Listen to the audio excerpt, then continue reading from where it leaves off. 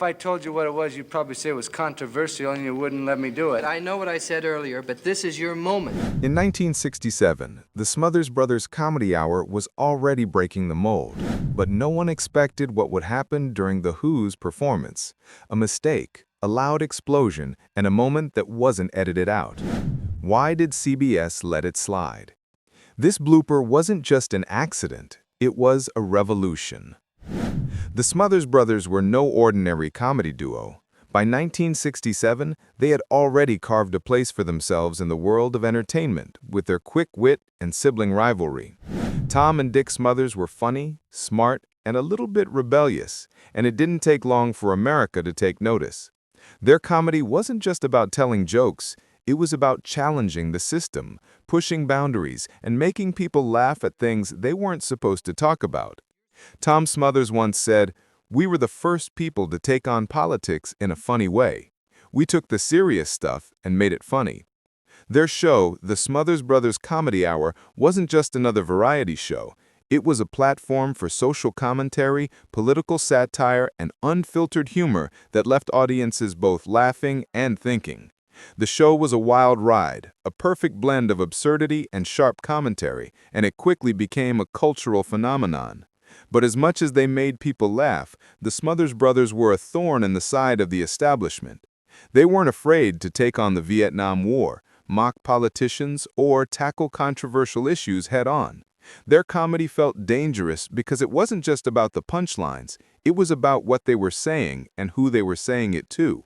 Their political humor wasn't just a backdrop, it was front and center. As Tom once joked, the more CBS told us not to do something, the more we'd do it. They knew they were stirring the pot, and they loved it. But the show wasn't always smooth sailing. Behind the scenes, CBS executives were growing increasingly uncomfortable with the brothers' unfiltered approach. Still, despite the network's pushback and tight censorship, the Smothers Brothers had a secret weapon: their creative control. They made sure that the show stayed true to its rebellious spirit, even when the network tried to rein them in. Then came the moment that no one expected, a moment that wasn't planned, wasn't scripted, and certainly wasn't edited out. It was a blooper that ended up becoming a defining moment in the Smothers Brothers Comedy Hour, a moment that would forever change television and cement their place in history. As the Smothers Brothers Comedy Hour gained traction, it became clear that the brothers weren't just entertaining, they were provoking. The network's executives at CBS quickly realized that they had a gold mine on their hands, but with it came a hefty dose of unpredictability. The Smothers Brothers' raw humor and political commentary made their show a target for the censors, and soon the brothers found themselves constantly butting heads with CBS's tight-lipped executives. The Smothers Brothers had become the voice of a generation that felt unheard and unseen, especially when it came to the Vietnam War. As Tom Smothers put it, the world was changing. People were scared, confused, and angry, but they still needed to laugh, and we were there to give them a place to let off steam. But CBS didn't see it that way. The show was pushing boundaries, too many boundaries, according to the network. In their eyes, the Smothers Brothers' fearless political jabs were too risky for primetime TV. From mocking President Johnson's Vietnam policies to inviting anti-war musicians like Pete Seeger, the brothers constantly tested the limits of what was allowed on air. Yet the brothers didn't back down. In fact, they pushed harder. It wasn't just about comedy anymore. It was about using their platform to stand up for what they believed in. One of the most iconic moments came when Pete Seeger was invited to perform "Waist Deep in the Big Muddy," a song that directly criticized U.S. military actions in Vietnam. CBS cut the performance before it even aired, but Tom Smothers wasn't having it. He fought back and made sure the story reached the press. Public outcry was swift, and within months, Seeger was invited back to perform the song uncensored. It was a victory for free speech, and for the Smothers Brothers, who understood the power of their platform. Despite their bold moves, the network continued to tighten its grip. Every week, the brothers had to submit scripts, jokes, and even guest performers for review long before the show aired. The censors scoured every word, searching for anything that could be seen as too political, too controversial, or too dangerous. But the Smothers Brothers were smarter than CBS gave them credit for. They knew how to outwit the network. In fact, they made the censorship process part of the show itself. Often, they would sneak in edits and jokes at the last minute, long after the scripts had been improved. They were playing a game with CBS, and for a while, they were winning. But even though the brothers had creative control, they couldn't escape the pressure that was building. As Tom Smothers recalled, every week we had to walk a tightrope. One wrong move and the show could be pulled. The fear of cancellation loomed large. And yet, the brothers were willing to risk everything to keep pushing forward. But that was before the moment that would change everything. By the mid-1960s, the Smothers Brothers Comedy Hour had grown beyond the confines of a traditional variety show. It wasn't just about skits, songs, and laughs anymore. It was about making a statement. The brothers took bold steps that pushed the boundaries of what was considered acceptable on television. They made it clear that their show wasn't going to play by the usual rules, and that in itself became their brand. The brothers' audacity wasn't just limited to their jokes. It was the way they used humor as a tool for social commentary. They started mocking politicians, including President Lyndon Johnson, for their handling of the Vietnam War, a subject that was on everyone's mind but rarely discussed in mainstream media. Tom and Dick Smothers weren't just telling jokes, they were speaking truth to power, and that made their comedy sharper, more biting, and more dangerous. But it wasn't just the politicians they targeted. The Smothers Brothers also took on issues that were rarely tackled on television at the time, issues like racism, civil rights, and the growing anti-war movement. Their fearless approach was at odds with the norms of the day, where television was often seen as a platform for light entertainment and distraction. They weren't just comedians, they were cultural disruptors, and that's what made them stand out. One of the most memorable moments of this disruption came with their guest choices. Instead of the usual pop stars and mainstream celebrities, they invited folk singers, counterculture icons, and political activists. They even invited artists who had been banned from television, like Pete Seeger, to perform their anti-war songs. Seeger's performance of Waist Deep in the Big Muddy was a clear jab at President Johnson's policies, and when CBS tried to cut it, the brothers fought back, making it one of the defining moments of their show. They didn't just invite artists, they invited voices that had been silenced by mainstream media. The Smothers Brothers also gave a platform to rock bands that pushed the envelope in their own right, like The Who, The Doors, and Jefferson Airplane. These were bands known for their raw energy and defiance of the status quo, making them a perfect match for the brothers' vision. In a way, the Smothers Brothers Comedy Hour became the ultimate stage for musical rebellion. The network may have feared the controversial nature of these performances, but the brothers knew that these artists were speaking directly to a generation that was ready for change. And then came the infamous performance by The Who on September 17, 1967. It wasn't just another musical guest appearance, it became one of the most legendary moments in rock history, and it was all thanks to a mistake that CBS never saw coming. The band's drummer, Keith Moon, had secretly filled his kick drum with explosives, planning for a grand finale of chaos. The explosion was so loud that it sent shockwaves through the studio, causing serious damage to the equipment and leaving Pete Townshend with lasting hearing damage. The audience was stunned. But here's the kicker. CBS didn't cut it. The moment was shown in full on live TV, and what followed was nothing short of anarchy. The network had been caught off guard, and in a rare moment, it couldn't stop what was already happening on air. The explosion, the chaos, the pure rebellion, it was exactly what the Smothers Brothers were all about. The band's wild performance was a symbol of what the Smothers Brothers were trying to achieve. A TV show that didn't just entertain, but questioned, provoked, and disrupted the norm. CBS couldn't control what was happening on their own network. And that was a problem for the network's executives, who were becoming increasingly frustrated with the brothers' disregard for the rules. But in that moment, the Smothers Brothers did exactly what they had set out to do. They made TV history. They pushed the boundaries, and they showed the world that comedy and music could be more than just entertainment. It could be a statement. It's one of those moments you'd expect to be swept under the rug, erased from history, and never seen again. But the Smothers Brothers Comedy Hour had a way of doing things that was unlike any other show on television, and this moment was no exception. During The Who's performance on September 17, 1967, something went terribly wrong. Or rather, right, depending on how you look at it. Keith Moon, the unpredictable drummer of The Who, had secretly filled his kick drum with explosives. No one, not even his bandmates, knew what was about to happen. As they blasted into their iconic track My Generation, Moon was ready to go out with a bang. And that's exactly what he did. At the climax of the song, the drum exploded with such force that smoke poured out, sending debris flying through the air. The blast was so loud it temporarily stunned the audience into silence before they erupted into screams and cheers. But here's where things get interesting. CBS didn't edit it out. This was not some quick slip-up. The explosion, the chaos, the pure rock and roll rebellion, it was all captured on live television.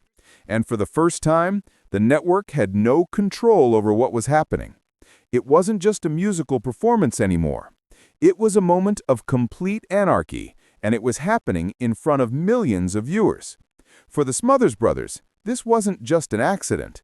This was exactly what they had always intended for their show. A place where the rules didn't apply.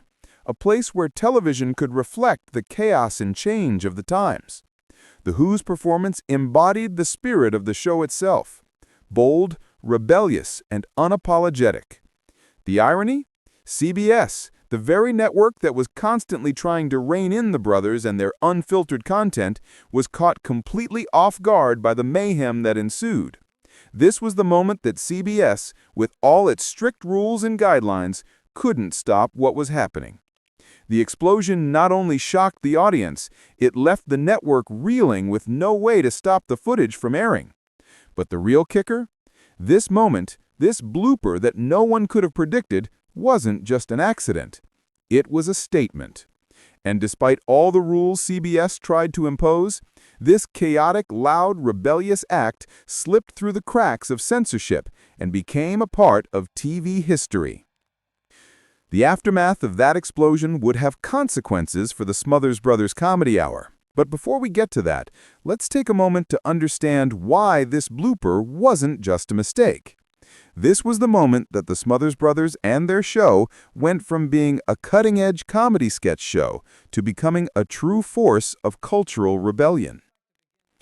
After the explosion rocked the Smothers Brothers Comedy Hour, the fallout was inevitable. CBS executives were stunned by what had just happened, and it wasn't just because of the damage to the studio, or the fact that the explosion had caused hearing damage to The Who's Pete Townshend. It was the fact that CBS, known for its strict control over television content, had no way of stopping the chaos once it was live on air. For the Smothers Brothers, however, the chaos was something they had long been embracing. They knew that pushing boundaries, whether with their politically charged comedy, their rebellious musical guests, or their unpredictable moments, was a calculated risk. But this moment, this was beyond what anyone had expected, and it would have lasting consequences on the show's future. CBS was rattled. The network, which had always kept a tight grip on what aired on television, had never encountered something like this before. There had been protests, there had been censorship battles, but this moment, this blooper, was a new kind of threat to the network's image. The idea of The Who's explosive performance going unedited was unthinkable to CBS, and yet it had happened. The brothers had made it happen. Behind the scenes, CBS executives were scrambling. They had just witnessed the full force of what happens when an uncontrollable moment takes place on live television. The explosion was a symbol of everything they feared about the brothers' show. It was unpredictable, disruptive, and threatening to the carefully curated image the network wanted to maintain. In response, CBS executives went into full damage control mode. They didn't want the public to see the fallout from the explosion as anything more than a fluke or a mistake. But the truth was, the Smothers Brothers were the driving force behind that unpredictability, and CBS had no way of reining them in. For Tom and Dick, it wasn't just a performance. It was a statement. As the fallout from the explosion continued to ripple through the network, the brothers felt the pressure mounting. CBS wasn't just mad about the mess in the studio. They were mad about what this moment represented. The explosion, and everything that came with it, highlighted just how out of control the show had become. It was no longer just a comedy hour. It had become a battleground for creative freedom. And Tom Smothers wasn't going to let CBS control it. But even though the explosion had shaken the network, the brothers were far from backing down. They had been fighting for creative freedom since the start of the show, and this was just one more reason to continue pushing forward. For them, it wasn't just about the jokes. They were challenging the very idea of what television could be. And with each act of rebellion, they were building a legacy. Yet, as the tension between the Smothers Brothers and CBS grew, the show itself began to face even more pressure. What was once considered a cultural revolution was now starting to feel like a ticking time bomb. And despite all their victories, despite all the moments they'd fought to keep on air, the brothers knew their time was running out. By the time The Who's explosive performance aired, the Smothers Brothers Comedy Hour had already become a battleground for creative freedom, and the brothers knew they were in the fight of their lives. Every joke they told, every guest they invited, every controversial topic they addressed was another test of their will against the network's desire to maintain control. But Tom and Dick Smothers weren't just fighting for laughs. They were fighting for something much bigger: the right to speak their truth. The tension between the brothers and CBS had been growing for months, but the explosion on The Who's stage was the tipping point. It was more than a mistake. It was a symbol of what the Smothers Brothers stood for: chaos, rebellion, and an unwavering commitment to free expression. And while the network scrambled to clean up the mess, the brothers doubled down on their defiance.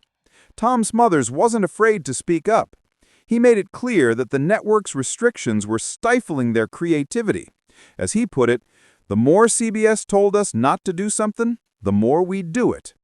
They had been given creative control at the start of the show, but now that control was slipping away as the network censors tightened their grip.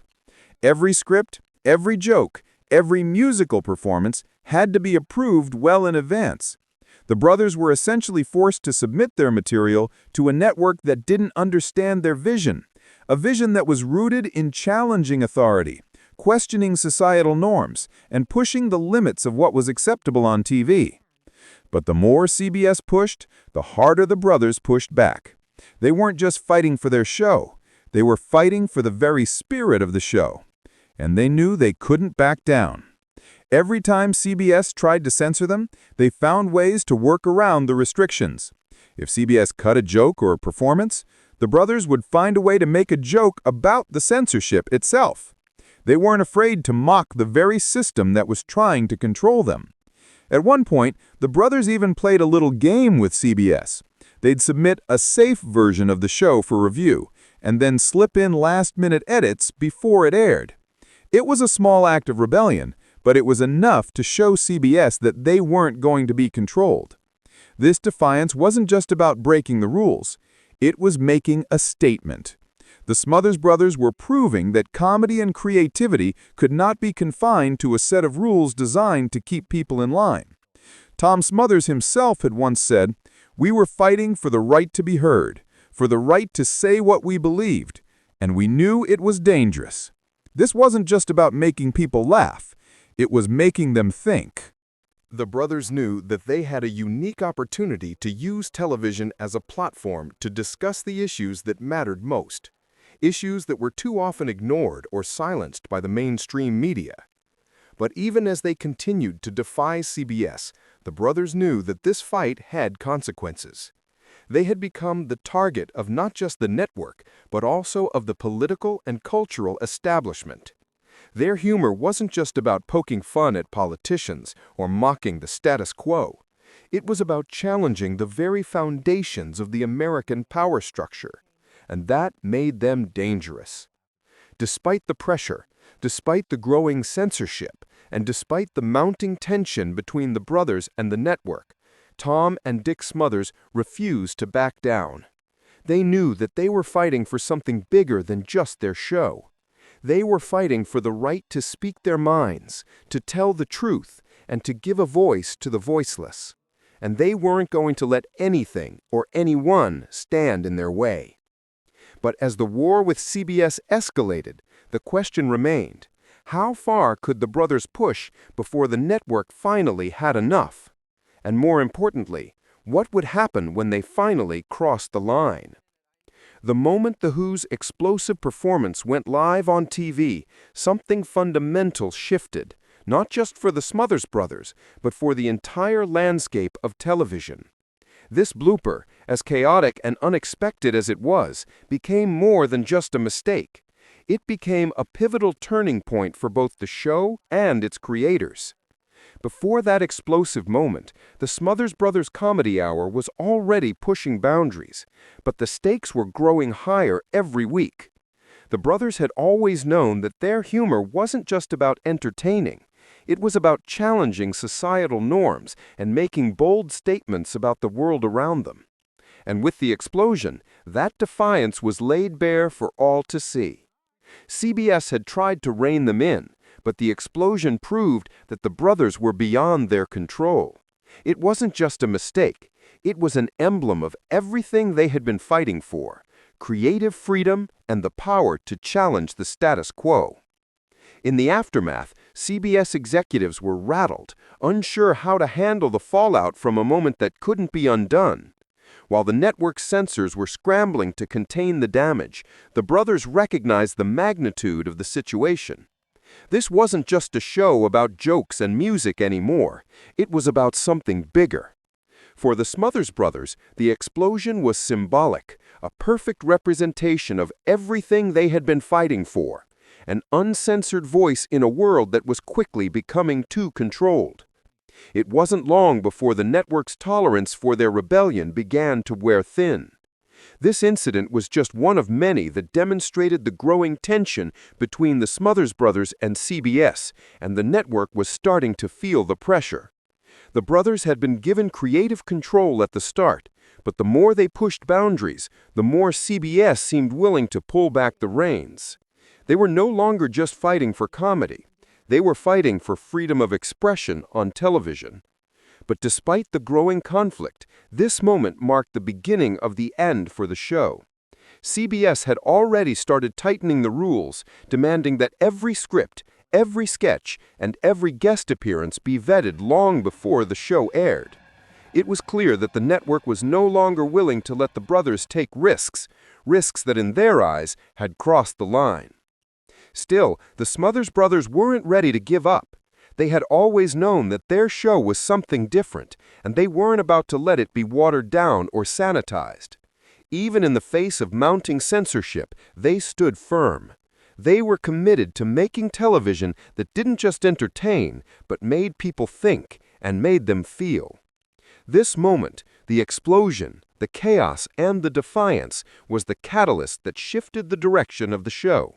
It made the brothers realize just how far they were willing to go to protect their voice. And while CBS tightened its grip, the Smothers Brothers refused to back down, continuing to challenge what television could be. But what would this mean for their future? As the Smothers Brothers pushed harder against CBS, the network began to buckle under the pressure. The tension was reaching a boiling point, and it seemed like it was only a matter of time before someone would have to give.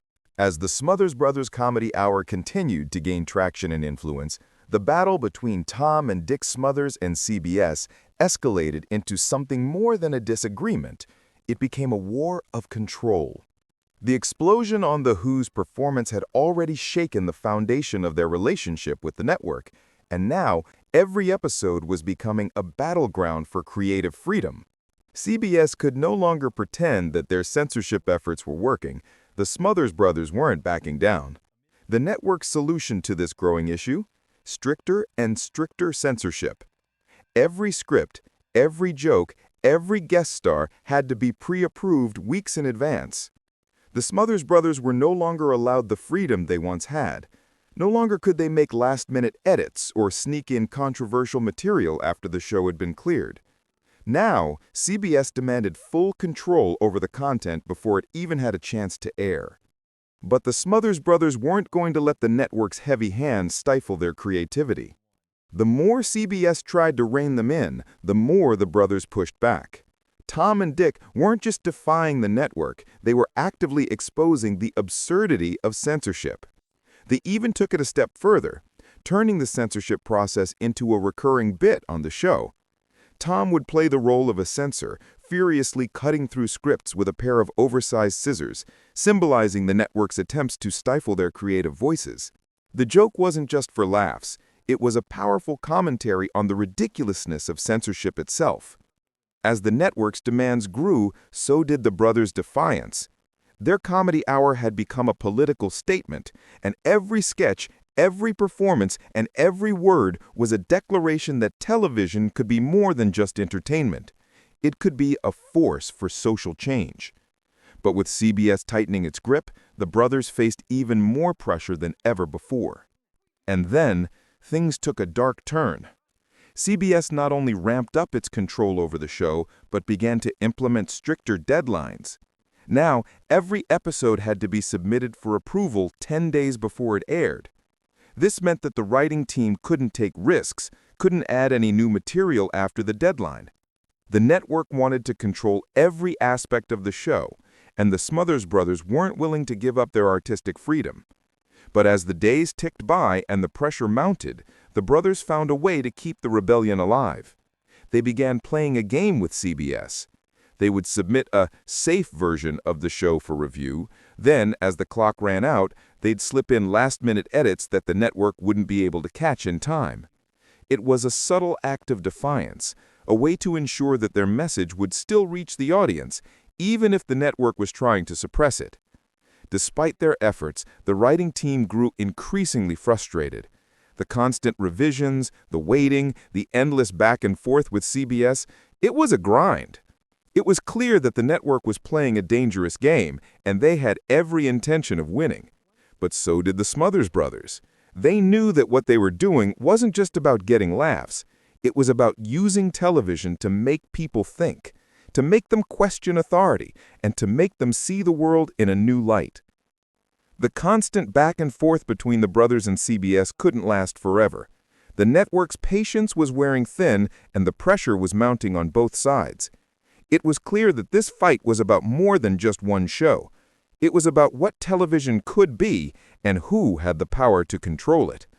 But as the war between the Smothers Brothers and CBS heated up, one question lingered. How long could they keep fighting before the network finally pulled the plug? Despite the escalating censorship, the Smothers Brothers Comedy Hour had already cemented its place in television history. Their show wasn't just another variety act. It was a cultural phenomenon that changed the way people viewed television. The brothers had crafted something that transcended the boundaries of comedy, blending sharp political satire, anti-establishment humor, and musical performances into a potent cocktail of rebellion. They gave viewers not just laughter, but something to think about, something to challenge. In a time when the Vietnam War was tearing apart the nation and civil rights movements were shaking the very foundations of American society, the Smothers Brothers used their show as a platform to address real issues. Whether it was mocking President Johnson's war policies or providing a stage for folk singers like Pete Seeger to perform censored songs, their show was a direct challenge to the status quo. The brothers were on the front lines of television's cultural revolution, and they were willing to risk everything for it. But it wasn't just the boldness of their content that left a mark. It was the sheer audacity with which they approached television. They took the idea of what TV could be and ripped it wide open. They understood that television was a powerful medium, one that could be used to challenge societal norms, speak out against injustices, and inspire change.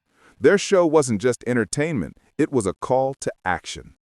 The Smothers Brothers Comedy Hour helped set the stage for the explosion of countercultural programming that would follow in its wake. Shows like Saturday Night Live, All in the Family, and The Daily Show owe much of their success to the trail the Smothers Brothers blazed. These shows wouldn't have existed if it weren't for the Smothers Brothers taking the risks that they did. They were the pioneers of politically charged comedy on television, proving that humor could be used not just to entertain, but to enlighten, provoke, and even inspire social change. But the brothers' impact didn't stop with their show's cancellation in 1969. In fact, the cancellation itself was a turn point for television history. It wasn't just the end of a show, it was the beginning of a larger conversation about free speech and censorship in the media. The Smothers Brothers' fight against CBS was one of the first major battles over creative control in television, and it set a precedent for the industry. It showed that networks couldn't simply silence voices they didn't agree with. They would have to answer to the public. And while the Smothers Brothers may not have had the same level of success with later projects, their legacy lived on in the countless comedians and writers they inspired. Steve Martin, Rob Reiner, and George Carlin were all part of their writing team at one point, and they too would go on to change the face of American comedy. The Smothers Brothers gave these voices a platform and an example to follow. Use your comedy to speak truth to power. In the years that followed, Tom and Dick Smothers would occasionally reunite, but nothing quite matched the raw energy and rebellious spirit of the Smothers Brothers Comedy Hour. Their short-lived but explosive run on television had changed everything. And in the process, they had shown America that television didn't have to be just another form of distraction. It could be a mirror to society, a tool for change, and a space for rebellion. Even decades later, the Smothers Brothers remain an enduring symbol of what television can be when it's used as a tool for truth. Their show's archive, now housed at UC Santa Barbara's Performing Arts Collection, is a testament to their enduring influence. The collection includes scripts, legal papers, music sheets, and other memorabilia, all chronicling their fight for free speech and their place in television history. Tom Smothers once said, "We weren't just making people laugh, we were trying to make them think." And that's exactly what they did. The Smothers Brothers Comedy Hour may have been canceled, but the message they left behind, that comedy can challenge authority, that humor can spark change, lives on. After the Smothers Brothers Comedy Hour was abruptly canceled in 1969, the brothers faced a new reality. Their groundbreaking show had been a symbol of rebellion, a cultural touchstone, but the network censorship and corporate pressure had ended it. The Smothers Brothers didn't walk away quietly, though. They fought back, even taking CBS to court, ultimately winning a significant legal victory. But the cancellation of their show marked the end of a revolutionary moment in television, a time when anything felt possible. However, the brothers' influence didn't disappear after the show ended. In fact, it only grew. Years after their television battles, in 1988, CBS made a surprising move, inviting the Smothers Brothers back for a reunion special. The 20th anniversary special was a nostalgic nod to their time on television, and it was met with a mix of fondness and admiration. It was a chance to relive the old glory, but without the same raw energy or rebellious bite. This special, while well received, showed how much the landscape of TV had changed. The world had moved on from the era of fierce political humor and unbridled creativity. That special was followed by a brief revival of the Smothers Brothers Comedy Hour in 1988, but this time it didn't have the same punch. The spirit of defiance that had characterized their original show was subdued, softened by the changing cultural climate. The comedic landscape had shifted, and the Smothers Brothers, while still beloved, couldn't quite recapture the raw, rebellious energy that made them icons in the late 60s. Despite this, their legacy was far from over. The Smothers Brothers had set a precedent for the kind of TV that could tackle real-world issues with humor and intelligence. They were pioneers in pushing boundaries, and their show became a reference point for the shows that followed. Their influence can be seen in modern satirical TV shows like Saturday Night Live, The Daily Show, and Last Week Tonight. These shows, which challenge societal norms and speak truth to power, are the spiritual heirs of the Smothers Brothers' legacy. The brothers' impact was felt in the way TV shows began to evolve. They showed that TV wasn't just a form of entertainment. It could be a space for social change, for challenging authority, and for giving a voice to the voiceless.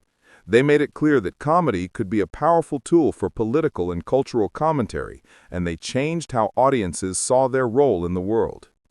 Even into their later years, the Smothers Brothers remained active in their fight for free speech and creative freedom.